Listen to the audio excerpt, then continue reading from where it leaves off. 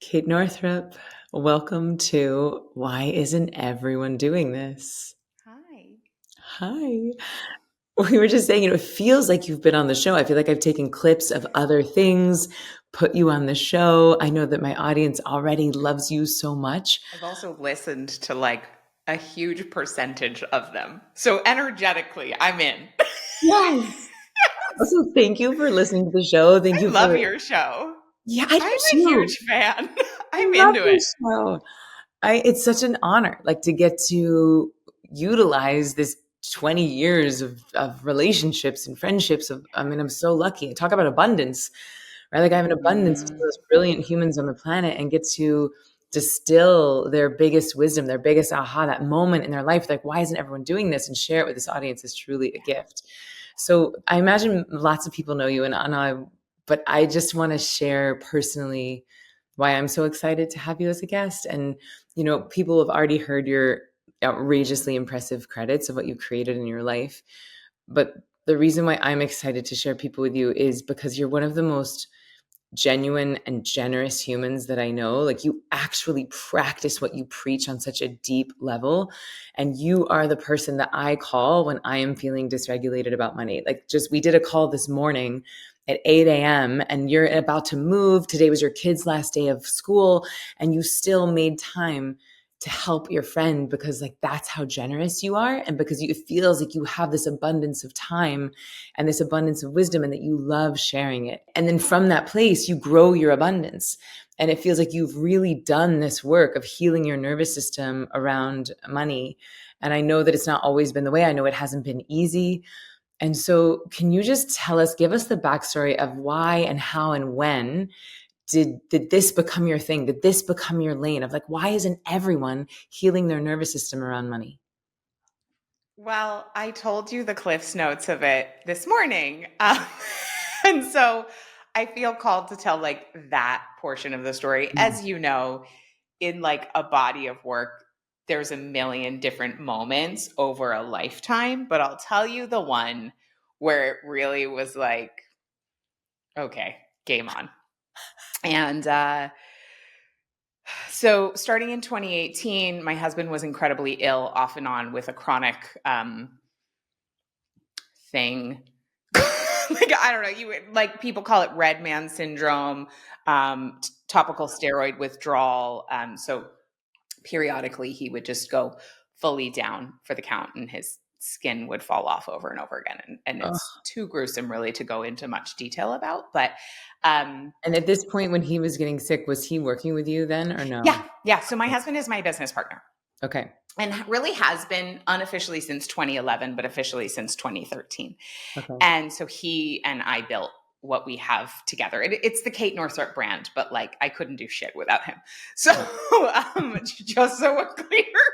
I love that there was like a meme going around on social media and you're like, I'm a strong woman. I don't need a man or like, I don't need nobody or something. And then it was like, hey, I'm nobody. And it like listed all the things that Mike does for you. Oh, literally. Yeah. I mean, it's everything. Okay. So, which has a lot to do with healing my own money story. We can talk about that later because, I know like feeling held and feeling supported is such an important piece, I think, especially for women around our relationship with finances.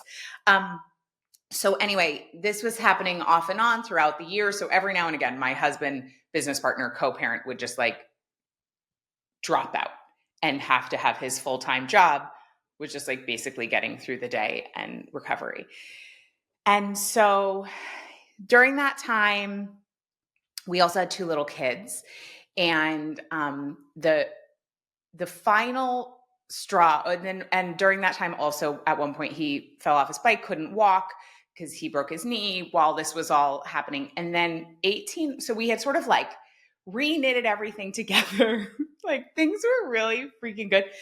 And then I semi by accident, but my soul really chose to quote unquote by accident, like blow up my company and everybody left except for one person. And at that point, Mike had been on hiatus. He was doing some small business consulting and had his own thing going.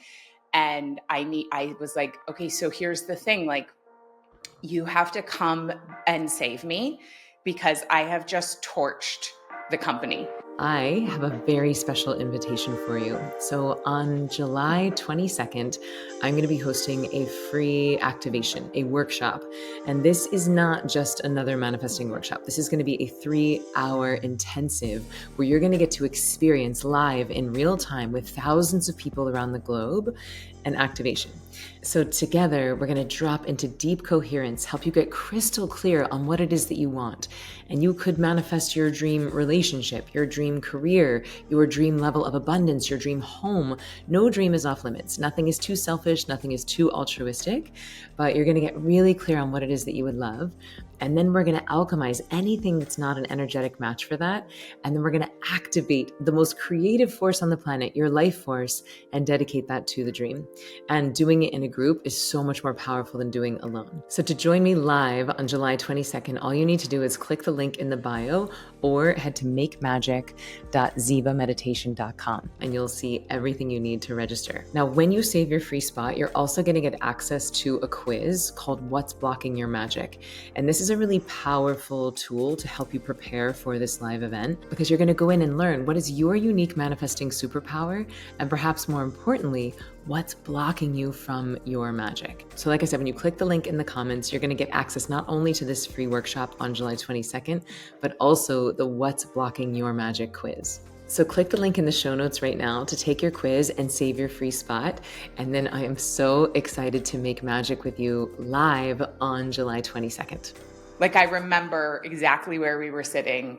I started to cry. We were sitting and I just looked at him and I was like, you have to come fix this with me.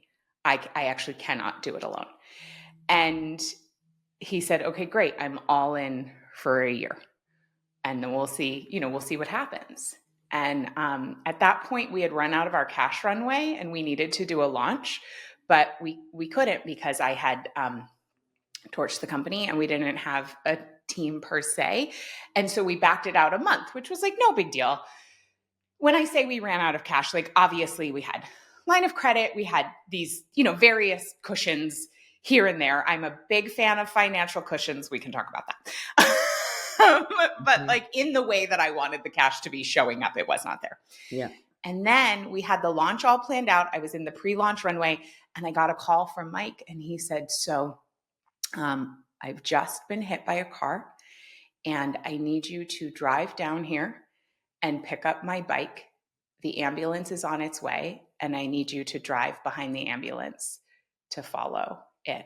And I was like, it was one of those slow motion kind of underwater moments. And I got in the car, I got there, he got put in the ambulance and I followed along and I delusionally told my girlfriend, so his leg was going sideways like a C. And I told my girlfriend, I was like, I think his knee's just dislocated. So I'm pretty sure what they're going to do is they're just going to like pop it back into place. And I'm sure we'll just go home. She Niall is a really important purpose. Oh my God. I'm like the queen of denial.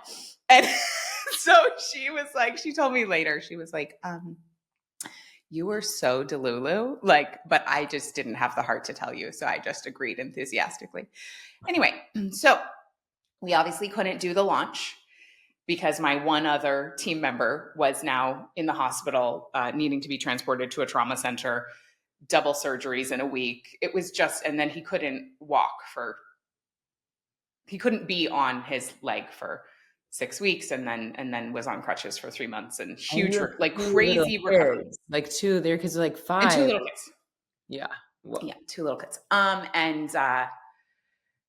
Anyway, so I remember sitting in his hospital bed because he was in his recovery recliner and there was no other place to sit. So I'm in his hospital bed and I just was like, oh, like the universe continues to show me that I cannot depend on things needing to be a certain way outside of myself in order to feel safe and in order to give myself permission to relax.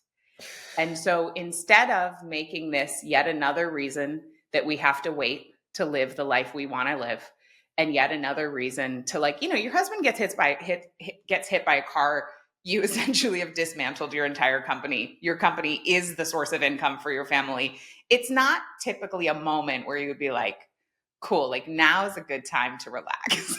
Now's a good time to really kick back and enjoy myself. It's like there is no other choice other than devotionally deciding to feel the way I want to feel right now. There is never going to be a moment where everything's going to line up and I'm going to have everything perfectly so that I can finally feel the level of safety, security, and freedom that I desire. I'm just going to live the way I want to live right now in this moment. Can you just give us like a little window into that? Like in that moment, you're in the hospital bed, you have every reason to be in a full trauma response, full breakdown, like full, like angry at the world, angry at God. I'll be happy when, I'll relax when. Was it like a decision? Was it divine guidance? Well, I'm glad you're asking. Yeah, that's a really good question. So, this was the final one in a series of these incidents. This was like the fourth or fifth time. And so, the first time I was full trauma response, like I went into overdrive, hyper vigilant, over functioning, hold everything. Yeah. I used to live right above Hold Everything in New York. Do you remember that organizing store? Pottery Barn ended up acquiring them, but literally my No, apartment was no. upstairs from Hold Everything. Kate, I hope that's in your book somewhere because It's not. I just am that needs to mentioning be in the that to next you for the book. first Because that's really, I mean, we don't have a live audience right now, but if we did, I'd be like, raise your hand if you feel like you have to hold everything in your life. And I guarantee like 90% of the hands would go up. Yeah. So I had already spent from 2018 to 2022 seeing what Hold Everything got me. Mm-hmm. And I like my external sense of security of the way I thought things needed to be kept getting ripped away from me. And the clincher one before this was 2021, during which Mike was sick for the second time and had just broken his knee. And I And is any piece of you just like mad at him? I was furious. I spent 90 days basically screaming. At him or just into the void? Both. Okay. Into pillows. We lived on the 41st floor, so I would go out onto my balcony and scream over Biscayne Bay in Miami. I would scream into a pillow in the closet. I would scream at him. And Mike, he is such a freaking rock star. What I'm about to share with you is an education not only on the healthy masculine, but also on the value of emotional expression. And so I will come back around to the point, but Yeah. I walk into the bedroom. He's laying with his leg propped up. He's just like, also his skin is falling off. And I was like, your energy is so floppy.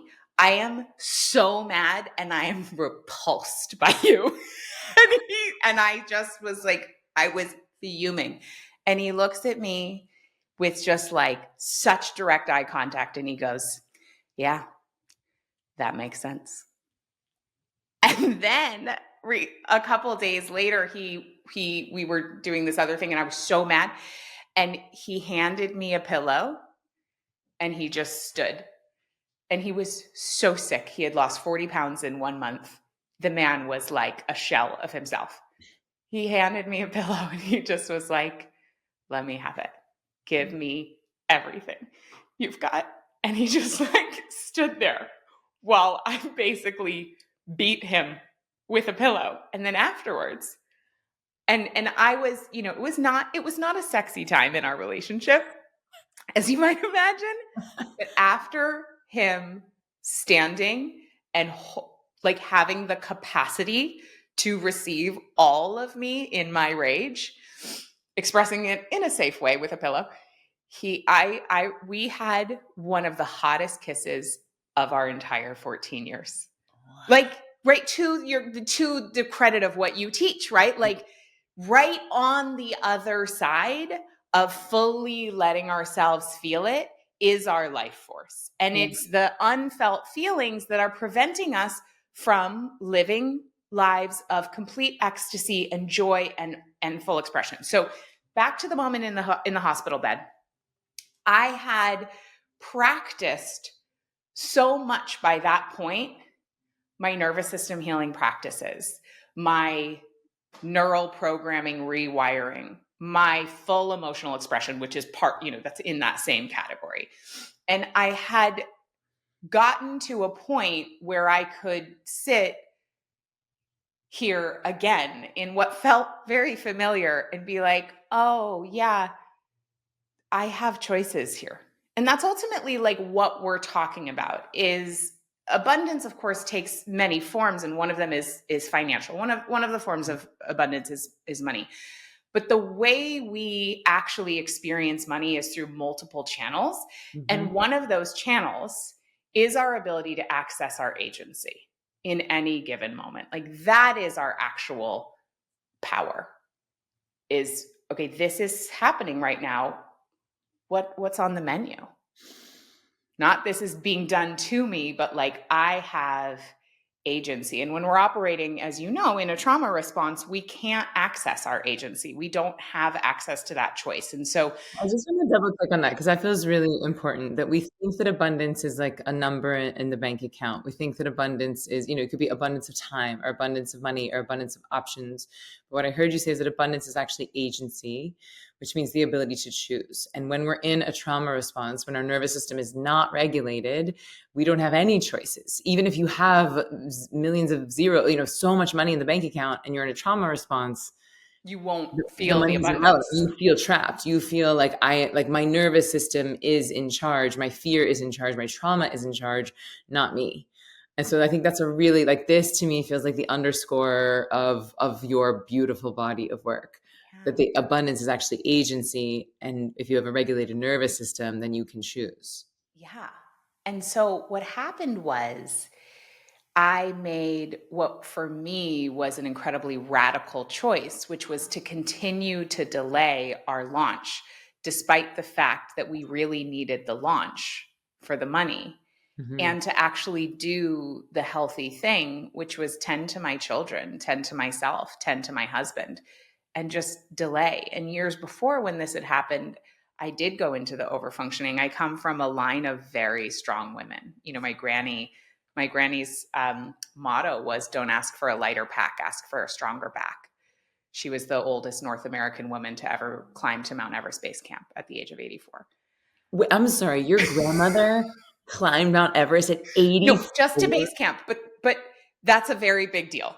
That's a very big deal. Yeah. And I actually know a woman who has that same prayer and you can feel it. Like you feel the rigidity in her nervous system. Pretty brutal. Yeah. Like I'm so proud to be so strong, but I think strength can be overrated. And for me, what I needed to do was soften. Yeah. And what was so cool is I finally let myself soften, let myself just fully relax into the fullness of the moment in my life. And then when it was time to do the launch, it was me and Mike and one part-time person. And we did this launch. It was my first launch of Relaxed Money. That work had worked me. It was like, oh, you think you're ready? Let me just throw in this one last piece and then you can teach this. And this last piece was this accident and the needing to renegotiate my relationship with abundance in a huge way and realize that nothing external is ever going to make us feel the way we think it will make us feel if we can't find a way to feel that way right now with nothing ever changing externally. And what was cool is when we actually did the launch, because our external realities are a reflection of what's going on inside, it was the easiest thing we had ever done. It was, we had no ads, no affiliates, over 10,000 people signed up for the free workshop. The numbers just kept going up. And I was like, I'm sorry, what is going on? Have we been hacked? And previously to that point, we were getting 2,000, 3,000 people to sign up for my free stuff. All of a sudden, over 10,000. And then we did 750K, which when we were operating on a skeleton team was pretty freaking amazing. And then it's grown ever since. And it was based in these 4 years of deep, intense meat grinder of my own personal life and relationship with men and money, honestly. Ugh, that's a whole thing, like for women, the relationship with men and money. So a couple of things I want to highlight here. One is that the work was working you. Like, okay, you're teaching nervous system regulation around money. Well, we're going to make sure you know how to regulate your nervous system. And I hadn't ever taught nervous system regulation around money at that point. My business So what model was it going to be before Relax Money? Was it going to be Relax Money, but like apparently I wasn't fully embodying it yet. So I had a whole other product suite going on that was around time and energy management based on my book, Do Less. And so Relax Money was something new. And it was like, the universe was like, not quite, lady. Yep. I hear that. Where it's like the work is going to work you, and you gotta take this medicine. Like I just did this thing last week where I was convinced this man was going to break up with me. I'm dating. I really like this guy. And I was like, okay, he's like, can we talk? And I was like, all right, this is it. He's not that into me. He's going to be just like, thank you, but goodbye. And I did emotional alchemy till the cows came home. Like I danced my rage. I danced my sorrow. I cried. I did pleasure prayer. Like I did the ingredients of Ziva magic. He came over that night and it ended up being like a full ISIS initiation and a makeout. And I was like, well, that really changed the timeline. Yes, exactly. The medicine really does work if you take your own medicine.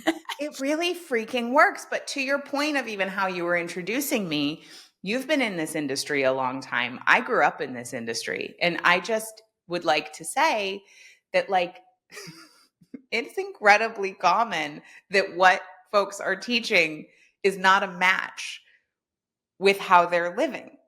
Mm-hmm. It's really easy to add good marketing on top of a lack of integrity. And just to say that, like, you really want to lean in with teachers like Emily, who are actually doing the thing they say. I like to say though, it's really humbling. It's so humbling. It's the worst. Embarrassing, and it brings up all of my shame. And like who am I to teach meditation and manifesting when like things are not perfect? And when you're human, who are you to teach meditation when you're human? When I'm a human who has feelings and like, oh, it's not all perfect all the time. And to your point, like that is where the integrity comes from, is like failing sometimes and having the big feelings and softening into them. And I'm so proud of you for like voicing how you felt to your husband. And I'm so proud of him for having the capacity to receive it. Yeah. And I'm so proud of the divine and goddess for being like, hey girl, like you get to soften right now. Like you get to be an emissary of what it is that you teach. Cause I know that you've helped so many thousands of people through this. Last question that I want to say, and then we can move on around this, is how do you know the difference between like bypassing and emotional regulation? Because I could see someone in your, like, say they're in the exact same position where you are. And it's like, well, Kate told me I need to like be in abundance now. I need to relax now. My husband can't do shit. I have these 2 kids. I'm in his company, but let me just like be okay. Yeah. Can you just like highlight, like, how do we not bypass? I love this question so much. So I actually just taught the module on money and emotions in my Relax Money program. Mm-hmm. And it's so important to note that nervous system regulation is not meant to be done to avoid feeling our feelings. Amen. Just louder for the people in the back. Can you say that again? Like we are not meant to regulate out of feeling our feelings. Feeling our feelings is a beautiful tool for emotional regulation, but it's like, a big ball of rage or a big ball of grief is like a clog in the pipe. It's not, well, maybe that analogy is actually making it a problem. Anyway, it's just like life force energy that needs to be moved and put elsewhere. And when we don't move it, when we regulate our way, because you absolutely can use nervous system regulation as an emotional suppression tool. Yeah. And even meditation, you can do that too with meditation. Oh, 100%. And that will make you sick eventually. Like it really will. And, depression the opposite of depression is not joy, it's expression. And so we're here to feel. We're here to feel. And what we can do for people who were raised in an environment where they were yelled at for feeling their feelings, they were told to go back upstairs and not come down until they had a smile on their face. We mostly have a culture that tells us feeling feelings is not okay. Yeah. Other than happiness. And so it may not actually feel safe to everybody's body to go all the way in and all the way through. And so what I recommend is if you feel a feeling coming up, like I have women tell me things like, I don't feel like I can feel my anger because it feels like if I actually feel it, I will hurt somebody. Yeah. Or I can't go into my grief because if I break the seal, I'll be crying for the rest of my life. Yeah. It feels like a bottomless pit that I'm going to get stuck like in this forever. tsunami, and if I even like put my toe in, I'll be consumed by it. I'm going to be eviscerated by my own emotion. Yeah. Um, Which is a product of a lifetime and sometimes generations of repression and 100%. not having tools to express. Not to mention, like, if you're sensitive, like the collective grief, the collective rage, I mean, it's all real. And so what we can do if you're somebody who feels scared around emotional expression and your body tenses, you can regulate a little bit first, then go in and fully feel to the degree that feels available to you. This is where titration comes in, small, doable pieces. So express up to the edge where it's like, ooh, now I feel scared again. And then you can do another regulation tool. So it doesn't have, now I will say what people find is that when they let themselves go all the way in and all the way through, usually an emotion lasts about 90 seconds. Yeah, my friend Dr. Joan Rosenfeld wrote a book called 90 Seconds to a Life You Love. She's a neuroscientist and a professor, and she did a TED Talk on this. I think she sort of popularized this idea that any feeling, like if you feel it all the way, it takes about 90 seconds. And I also, like much of Ziva magic is built on this idea that bliss, which is what Ziva means, bliss is any feeling fully felt. It's so true. Because how fucking good does it feel to have a good cry? How good does it feel to rage? I mean, that story of the kiss with my husband after I fully felt the rage is the most perfect example. And I think for a lot of women, unfelt rage is putting a stopper on their erotic energy, on their life force energy. And right on the other side of rage fully felt is often a tremendous amount of turn on. Yeah, and I think that people don't talk about that any feeling is arousal. Rage is arousal. Annoyance is arousal. Grief is arousal. And so if you took the labels off of it and the flavors off of it, your body is aroused. Yeah. And so that's why you can do the alchemy on it. But if you're repressing, like how on earth do you expect to feel the full capacity of your pleasure if you spent 4 decades numbing your pain? Right. And I know after I sort of like had that hospital room moment, I know for sure the reason we opened up for so much abundance and our business has just grown and become more and more profitable and easier ever since that moment is because I had spent 4 years practicing feeling really hard things and allowing my body to be a tuning fork for life force energy. And so the magnetism has become undeniable. Like I've been at this for a long time, Emily, since 2009.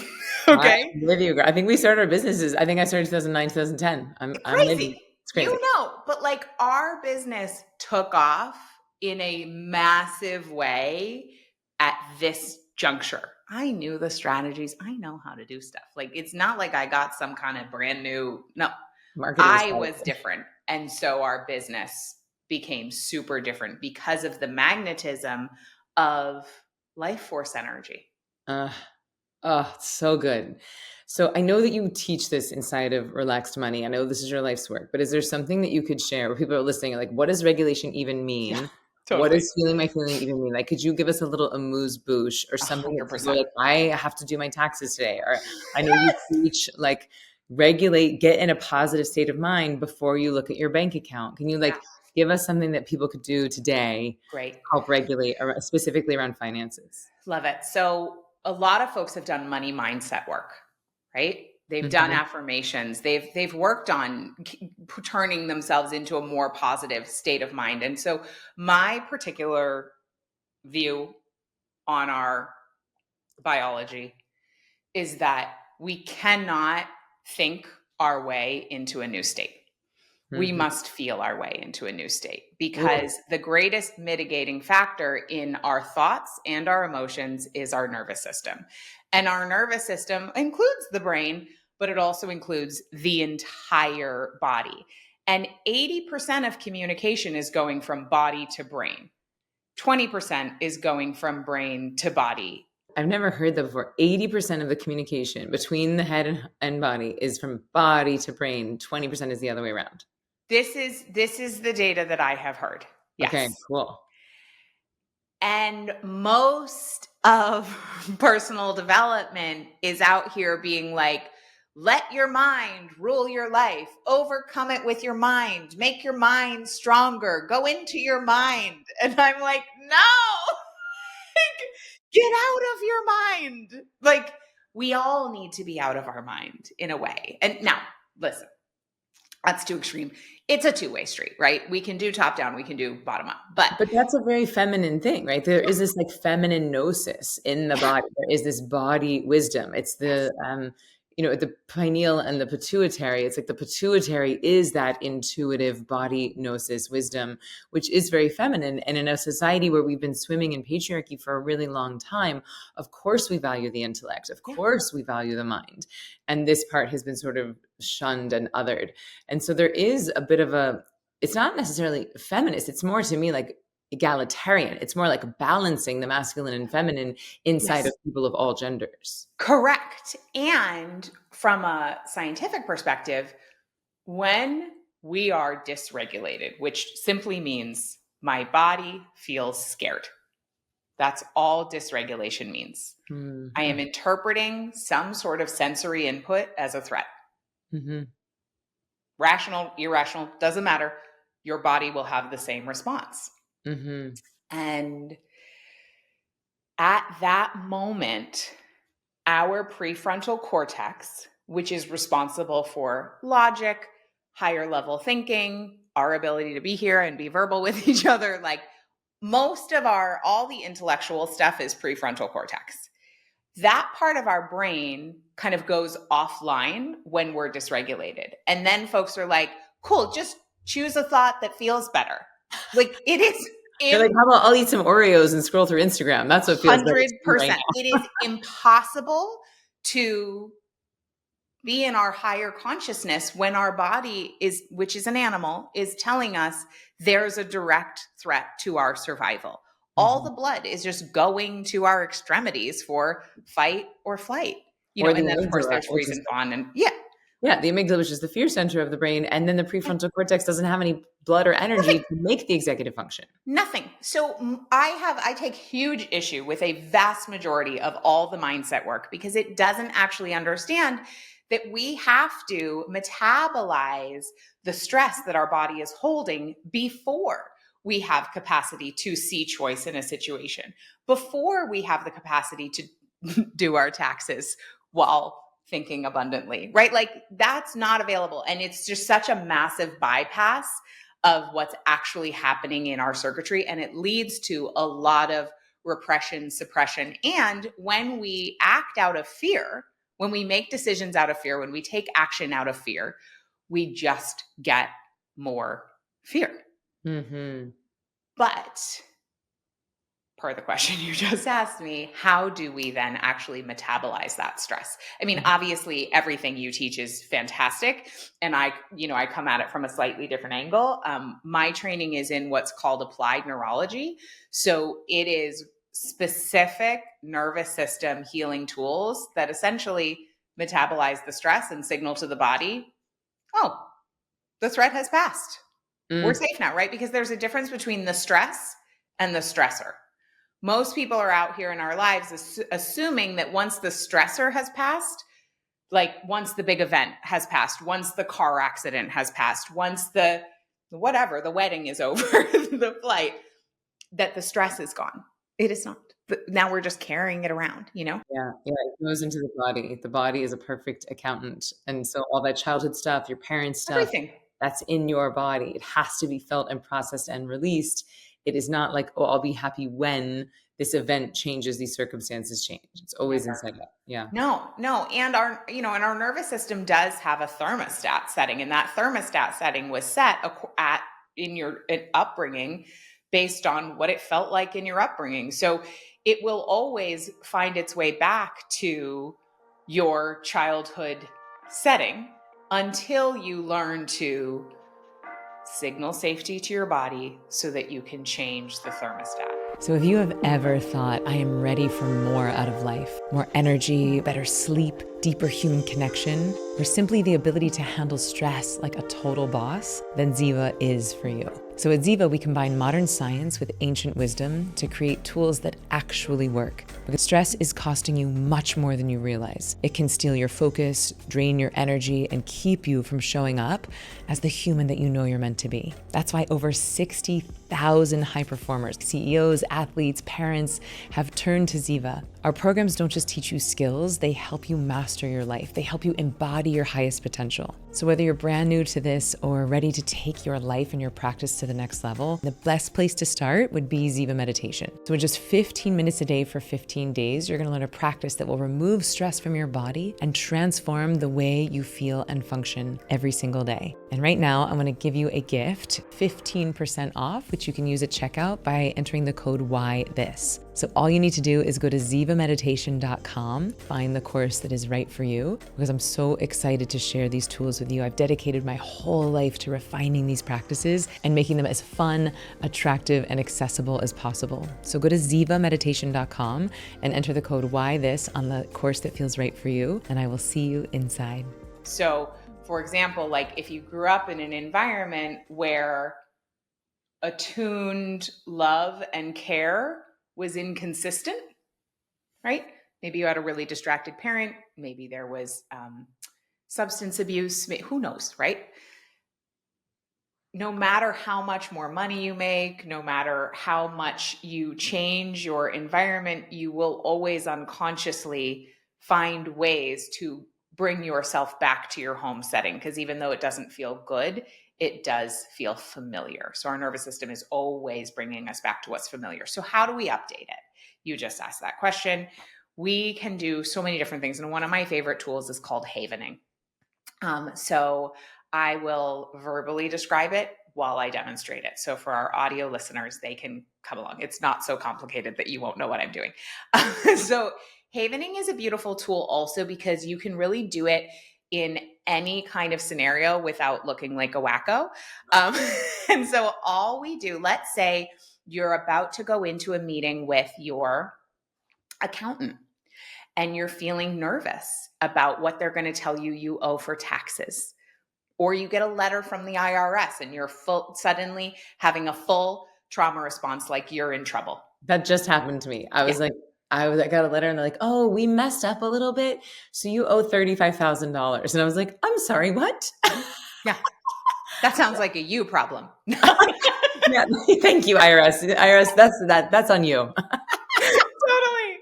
So I can't even tell you with my students, like the number of people who have a full-on trauma response about receiving a letter from the IRS, regardless of what the letter says. Just like, hey, just updating your address. Yeah, totally. Or like, cool, you have extra money, like full, doesn't matter. Okay, so what you do is you simply take your hands and you begin to rub slowly one hand over the other and just start by putting your attention on the hand that's being touched.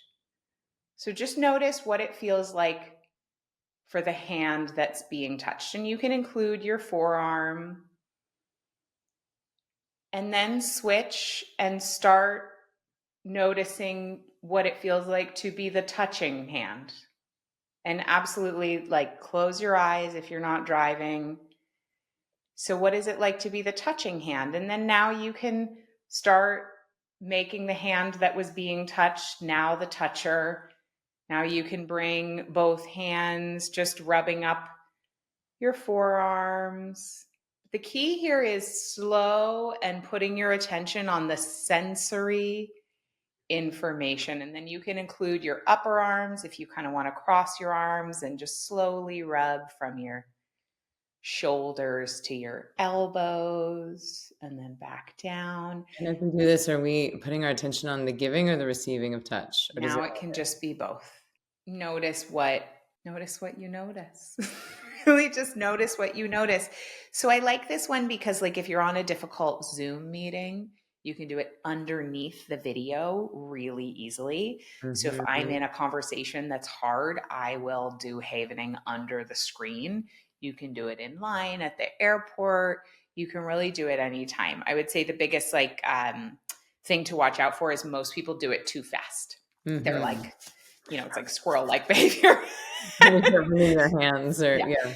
So what we notice, and there are these assessment tools to know whether it was for your nervous system or not a positive payoff, but we don't need to get into that today, but just to know that like these sorts of tools, what'll happen is you'll get a letter from the IRS, for example. And what we've been taught is that all our best solutions exist in our prefrontal cortex, in our cognitive mind. But when your body is in a fear response, you cannot access those best solutions. And so you go into, I'm a little girl who's in trouble. I've been bad. And then we respond in that way and we create all sorts of problems for ourselves in our lives. And so instead of going into solving problems, what I always love to give people is this three parts. Stop. So when you notice you're having a fear response, stop, signal safety through havening or another tool that you like, and then solve. So most people jump right to solve, and then their solution is terrible and just creates more of the same. Yeah, the solution is at the frequency of the problem and not at the frequency of the solution. Yes, but if we stop and then signal safety, what actually happens is we get all this extra blood flow across the hemispheres in our brain, and we're able to come back to the present moment of our body actually having metabolized the stress and fully feeling like, oh, I am not being chased by a tiger. There is not like, oh, cool. Because if you think about it from an animal perspective, if you have the attention capacity to slowly rub your hands over your hands and arms and pay attention to the sensation, clearly there's not a predator. Clearly there's no imminent danger. So you're essentially updating your physiology through sensation. I call it full sensational living, that all is well. And that can only be felt. Like telling yourself, I'm safe, it's just a letter from the IRS is like, wah, wah, wah, wah, wah, wah. This is why I'm not like a huge fan of affirmations. Yeah. Unless they feel 100% true, in which case, like, go hard. Yeah. Or from that regulated state where you're open. Yeah, then it's like, then you're open and available, because actually changing our neural patterning is energetically expensive. It just takes a lot of calories. And so we have to really keep in mind that like learning a new skill set, like being good with money or learning anything, right? Or behaving in a new way or having a conversation that you've not had before, doing anything new, thinking a new thought, any change is expensive from a neural patterning perspective. It's like rewiring the electric of an old house. It just costs money. So your body doesn't want to do it if your stress and threat bucket is already full or overflowing. It will not use the calories to think a new thought, consider a new perspective, try a new behavior, learn a new skill set. And so most folks are just in that constant stress situation, not able to change at all, and wondering why all the mindset work and why all the behavioral change isn't making any kind of impact.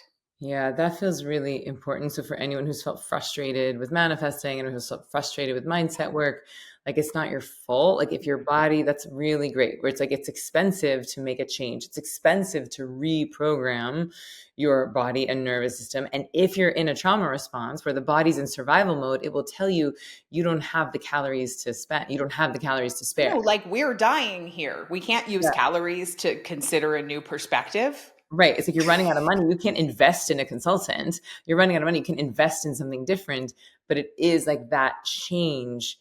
It's that softening, that safety that will be like, oh, we can now afford to up level this wiring and up level this programming. Like even just now, just as like a practical example, here we are, you and I are both in a more activated state, right? We're live, we're recording a conversation, we're focused on, being of service. Even now in this moment, I'm putting my attention on the soles of my feet. I'm Mhm. noticing gravity in the moment so Mm. that, I love layering. So like, I'm always like, is it possible that I could be doing two things at the same time and getting benefit, right? And so I'm always incorporating, like, as my body is activated and aroused by this conversation, I'm also actively dumping my stress and threat bucket. What else is cool about that is when we're doing something that's up at the edge of our capacity, right? So, like, maybe you're speaking to a bigger audience than you've ever spoken to before. Maybe you are about to do a sales pitch for something that really matters to you. I don't know, right? I mean, being on a podcast is not like really like, it's not beyond my capacity, but I'm excited and I want to do a good job.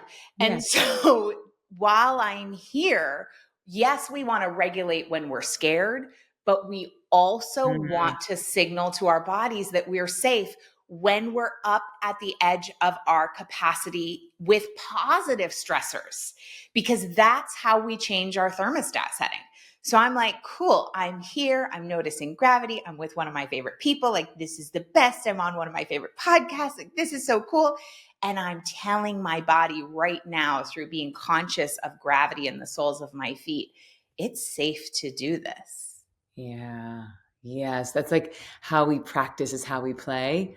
Yeah. So I love that where you're like right now, it's not necessarily like the biggest stage you've ever been on or like a really hard conversation, but there is an excitement, there's an arousal in your nervous system. So right now you're practicing what you preach, you're layering, you're bringing in this nervous system regulation, you're bringing in this body sensation, dare I even say pleasure, and so that when you do get in those hyper arousal states or a really hard conversation or you are like at a real growth edge, your body knows this drill. So can you Yes. give us some examples of like what has changed, like some miracles that you've witnessed? And by the way, I define miracle like we do in the Course in Miracles, which is any time someone transitions from fear to love. Yeah. So can you just share, like if you think about your deathbed slideshow, right? And you're like playing back the scene of all the lives that you've changed. Are there any stories that really stand out to you or people who've turned their lives around by practicing this Yeah. work? Yeah. Oh my God. So many. It's my favorite thing. It's my favorite thing. Like, like, I don't know, you can pay me in success stories. Not like, I mean, I'll take the money, but as I think you would agree, knowing that something I was able to offer change somebody's life is the greatest feeling in the world. Yeah. And far longer lasting than the feeling of receiving a check. So, and I actually, would like both. I like both. I like both. Yep. Right, correct. We don't have to choose. Yep. I also want to come back to like the brain circuitry of dopamine and having versus wanting and why that is. So I'm just going to put a pin in that. Okay, great. Okay. So one woman, her name is Patty, and she unfortunately needed to close her business during COVID because virtual world, it just didn't make it. And she already had a multiple six-figure business. So it was hard. And she was, as she joined my program, she was filing for bankruptcy. So it had gone really in the negative quite a bit. And she got a job, and that job was just covering her basic needs. So it wasn't like above and beyond, but she was covering her expenses with her job after filing for bankruptcy, closing her business. And she found that through the work we were doing, she became more attuned to the fact that she was working in a toxic workplace and it was not a match for her desired state of being.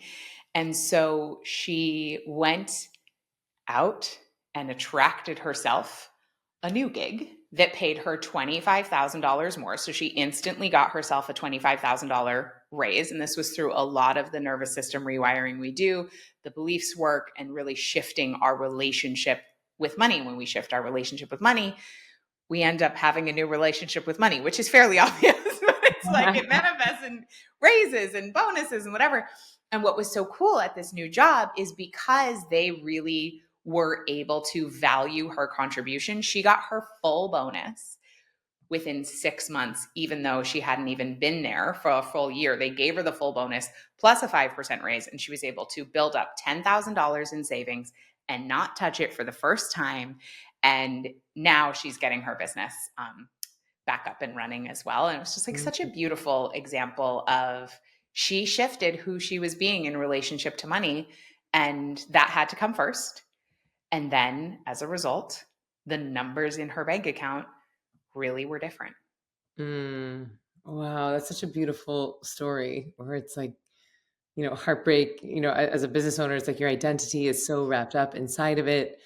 And I imagine just even getting a job, from going from a business owner to getting a job is going to be really humbling. And then it'll be so easy to get stuck in that victim story. So bravo on. And when she shared her story, like it was just totally spontaneous. She raised her hand on a call, and I was like, she'd never come on a call before. I'd never seen her before. She just tells me this story, and I was like, what? Like, what's even happening right now? And it's very common that people will come in and increase their income really dramatically. Like my friend Ruthie, she increased her income in 6 months by 35%, built up 4 months of savings, was able to start making investments in her company, like from a real feeling of safety and security, as opposed to just like winging it. Or hustle and grind, Or right? hustle and grind. That just creates more stress in the nervous system. Totally. And it's really like the thing is, Emily, that I think people misunderstand. Our culture has a very screwed up relationship with money. And it tells us simultaneously that people with money are bad, and also that having money will solve all of your problems. So that's the bad people don't have any problems. Yeah, I'm that's a good person. confusing messaging. I have lots of problems, and my guilt and martyrdom makes me a better person because look how much I'm suffering. Right. So all of the money messaging we receive is not only inaccurate, it's also not helpful. And what I find is having more money will not solve your money problems once your basic needs are met. Of course, if your basic needs aren't met, like you for sure, that will make a huge difference. But after that, when you layer more money on a nervous system that does not feel, on a body, essentially on a somatic body that does not have the capacity for abundance, you just get an inflated version of the same fear responses and subconscious sabotaging responses, just with more zeros on them. Then, I mean, I hear from so many people who are like, I keep making more money. I have no idea where it all goes. Right? Like what is even happening right now? It's a very common story.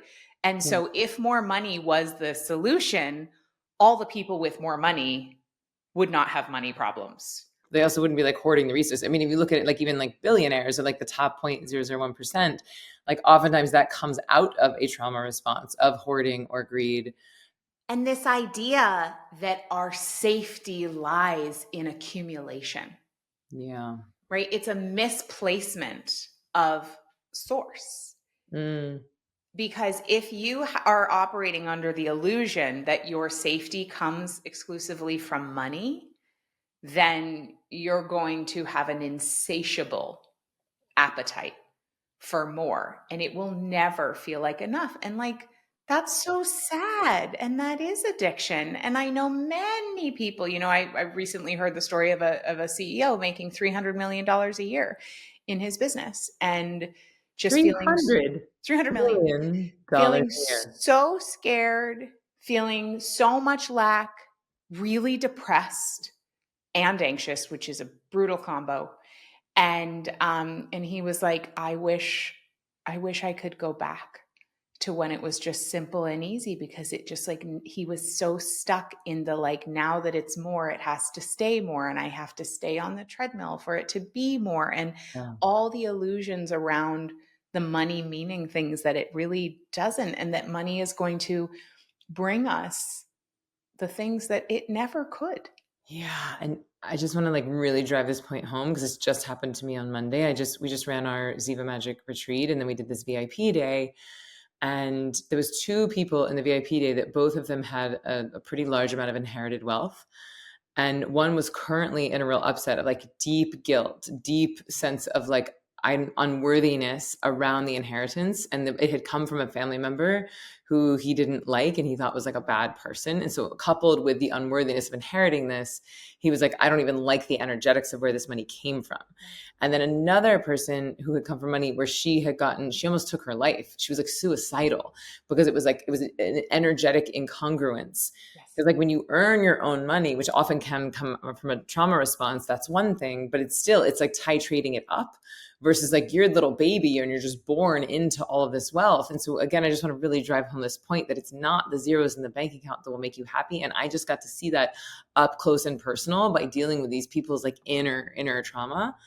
And then interestingly, I had a private with one of the wealthiest people on the planet the day after.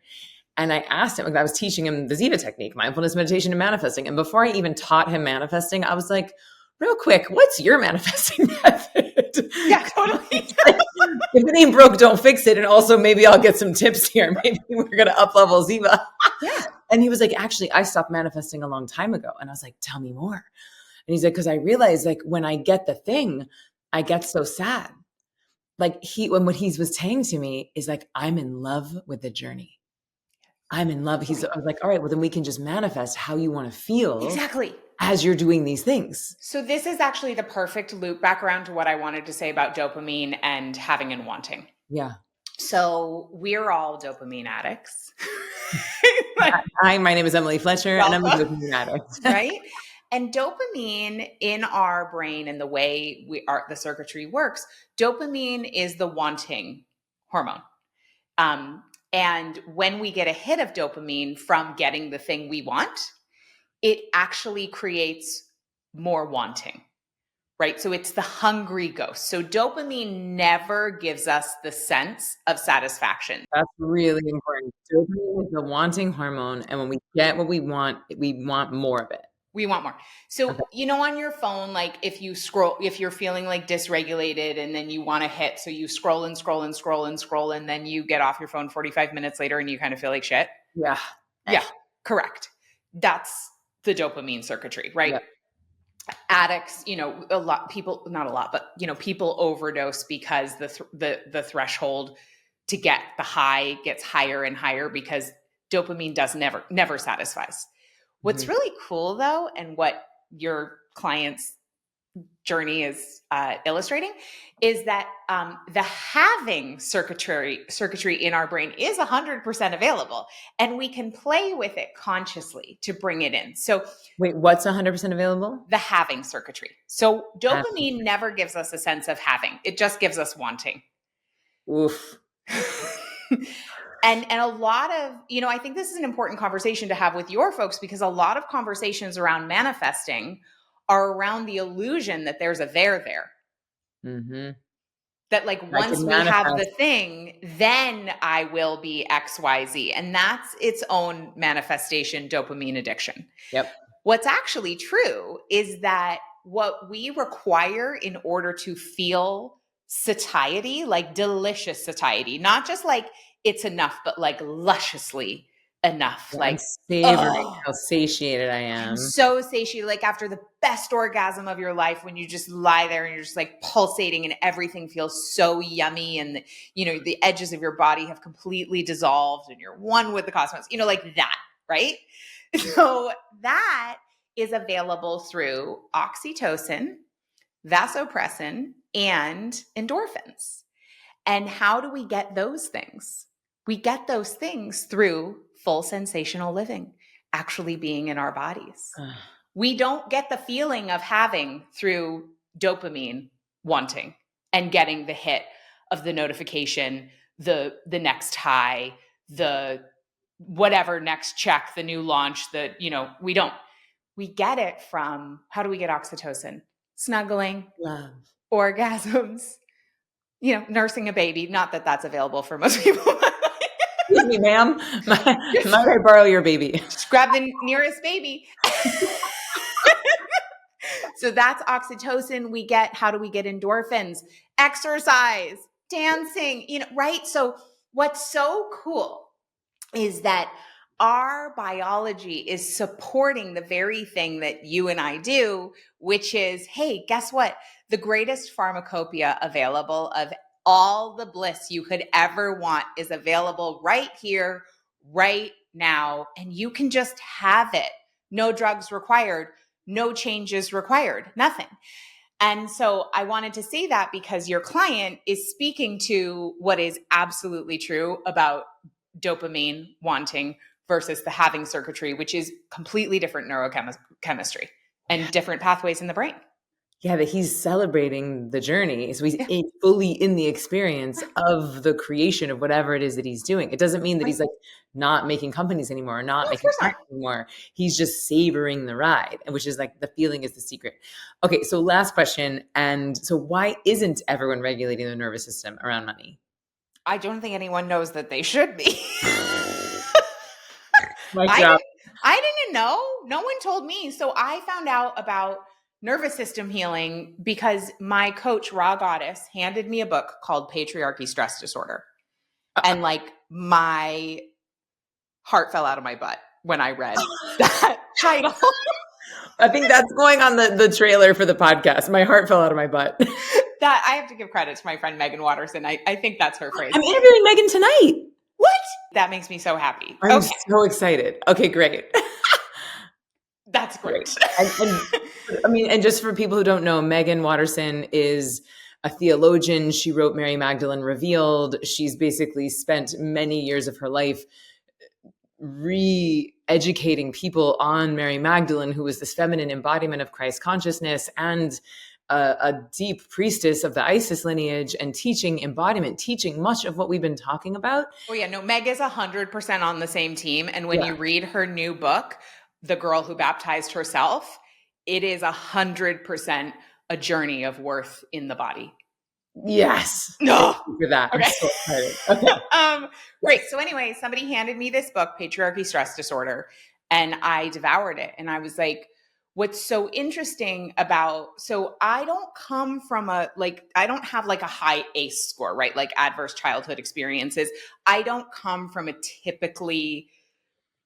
background of someone you would be like, wow, that person has deep, obvious trauma. And yet I read this book and I was like, a great percentage of my behavior is a trauma response.